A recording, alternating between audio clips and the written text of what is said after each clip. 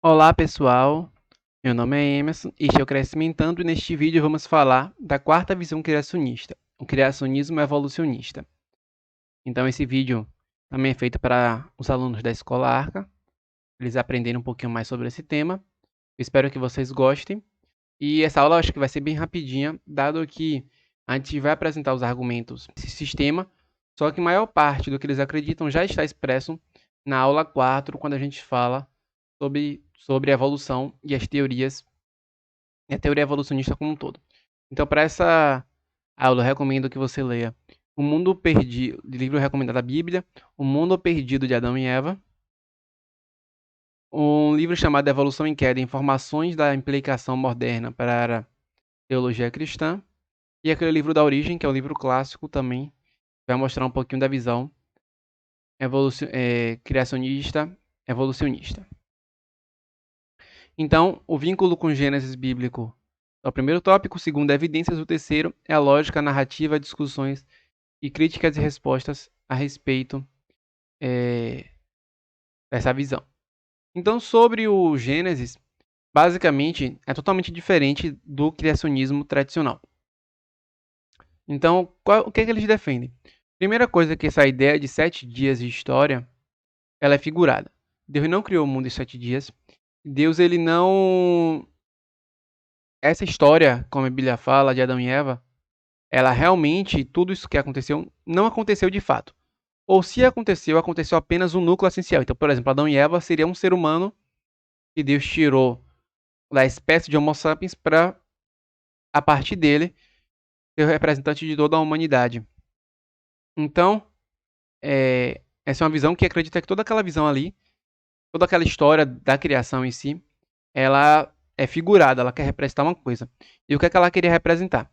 Que Deus é o originador de tudo e ele queria combater também como o texto é escrito para os israelitas, o foco principal dele é que os israelitas eles refutassem ou acreditassem no Criador e não acreditassem nos deuses de lá do Egito e deixassem de crer que os deuses egípcios é quem tinham criado tudo e mudar a cosmovisão dele para ter a visão de Deus como originador de tudo e Deus como criador da natureza.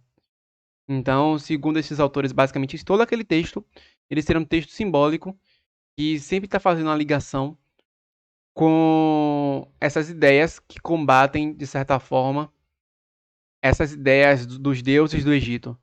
Então, o foco principal do texto é esse, para essa visão. Então, os versículos, a gente já falou de todos esses versículos, eu não vou explicar como é que eles explicam cada uma dessas coisas. Então, para eles, tudo isso aconteceu. O evolucionismo também aconteceu. A teoria da evolução aconteceu, mas não acreditam no evolucionismo ou na evolução naturalista, que negam que existe um Deus que está por trás da evolução. Então o foco dele é sempre a ideia de refutar os egípcios e os cristãos que vieram do Egito e refutar essas ideias que os outros deuses. Então para eles, ou o dilúvio ele é regional, aconteceu apenas em uma região da África ali, mas para alguns ainda vão mais além. O dilúvio não aconteceu literalmente. O dilúvio é uma coisa simbólica. Mas está dizendo que Noé, tudo aquilo ali não ocorreu. Na verdade, o que ele está tentando dizer é que inundações sempre aconteceram na Terra e que o dilúvio foi apenas uma das inundações e que Deus utilizou aquela inundação para trazer um ensinamento para o povo. Mas que, de certa forma, morreram muitas pessoas, mas que não foi uma inundação global e que foi apenas uma inundação como já ocorriam outras vezes. Essa visão. Essa visão é conhecida como muito mais liberal do que as outras. Então, acredita nas ideias da rocha, dos fósseis, acredita na seleção natural. A seleção natural, todas as visões acreditam nela de certa forma, né? Já que ela faz parte da ideia de que existe evolução. Só que eles acreditam também na macroevolução, né? Evolução a nível acima do nível de espécie. E para espécies muito diferentes uma da outra. Então acredita na toda a parte da evolução de separar, através do isolamento reprodutivo, acredita também que mutação pode criar informação e como isso demonstra a evolução. A diferença entre os cachorros demonstra que há algum tipo de evolução ali ocorrendo. Então eles utilizam isso como algo importante. Eles utilizam os órgãos vestigiais como algo importante para a evolução. O cóccix, o apêndice também. Para eles são órgãos que não têm mais função, mas que ainda estão lá como registro de que a gente passou pelo processo de evolução. Então, também é chamado de embriologia, que são os embriões dos seres humanos e a evolução dos embriões dos seres humanos. Desde a primeira célula aqui até chegar um bebê, uma forma de bebê, eles são muito parecidos com os outros tipos ou grupos de animais. Tem a mesma embriologia, que demonstra que está tendo uma evolução ali, que houve uma evolução disso. Também as partes do corpo que têm a mesma divisão em animais totalmente diferentes. Também é um, é uma evidência, mas claro que essas evidências aqui a gente pode também utilizar para o design inteligente, se você observa bem. E aí não prova diretamente a evolução, prova que aconteceu alguma coisa ali e tem uma ligação entre características de animais diferentes. E qual a lógica? A lógica, como a gente falou na aula da filosofia, é a lógica dos dois livros, a lógica do diálogo. Então, a Bíblia não quer ensinar sobre ciência, a Bíblia quer ensinar sobre teologia. E a ciência quer falar de ciência. Então, a lógica é que a gente tem que acreditar naquilo que a ciência diz, desde que ela não vá para a área da filosofia. Então, você está dialogando com a ciência ali, pegando as informações mais atuais com uma evolução, dizendo que está certo e acreditando que Deus é quem guiou essa evolução. Isso não contradiz a Bíblia, porque a Bíblia não estava falando sobre criação ali. Estava falando sobre. Não estava falando sobre criação, não. Estava falando sobre ciência. Estava falando sobre teologia quando ele estava falando da criação. Então, o diálogo, um respeitando cada área, respeita a sua área, respeita a sua esfera. Então, a ciência fala mais de natureza e a religião fala mais de teologia. Então, e manter o diálogo entre essas duas áreas é o que essa visão acredita.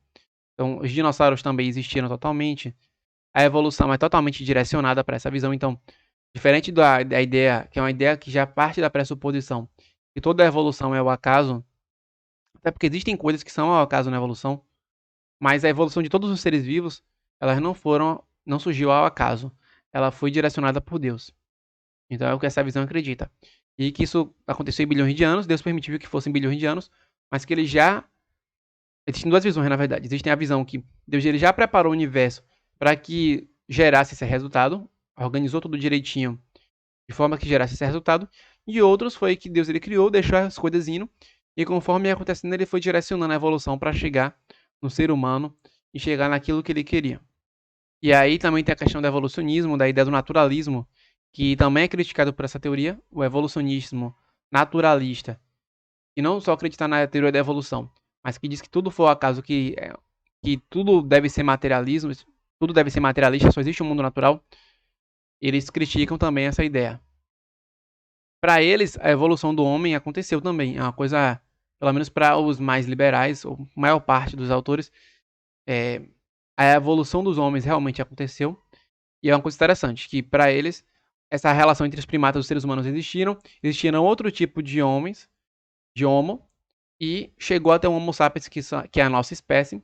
E existe uma população de homo sapiens no início de tudo, e Deus separa duas espécies, duas pessoas, um homem e uma mulher, do Homo sapiens ali, para utilizar como representante federal de toda a humanidade, e a partir dali tomar decisões a respeito de tudo.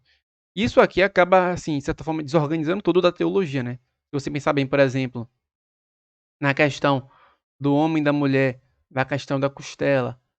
Se você pensar bem, por exemplo, da questão da morte, da questão de nós sermos um ser vivo especial. Tudo isso aqui acaba meio que, se você olhar bem, contradizendo várias teorias, ideias teológicas. E aí os autores defendem que tem que ter uma integração aí das teorias teológicas com essa visão. E claro que sempre adaptando cada uma dessas coisas e tentando responder às críticas. Então, realmente a evolução aconteceu. Não foi assim que aconteceu, como eu já falei. Já critiquei essa ideia de cada espécie surgindo até chegar ao homem. Mas foi assim que ocorreu, através de árvore, gerando novas espécies. Em que há um ancestral comum que gera duas novas espécies. Então, simplesmente e basicamente, isso que eles defendem. Então, isso também explicaria porque a Bíblia fala que quando Caim foi condenado por Deus depois de matar Abel e ele sair vagando pela terra, ele encontrou outros seres humanos. Para eles, esses seres humanos, eles seriam pessoas da espécie humana, mas que não eram representantes federais da humanidade. Nesse sentido, as visões mais tradicionais acreditam que ali eram os filhos de Adão e Eva, que como eles viveram muito tempo, eles se espalharam pela terra e Caim depois encontrou, teoricamente, ali os familiares dele em outros locais.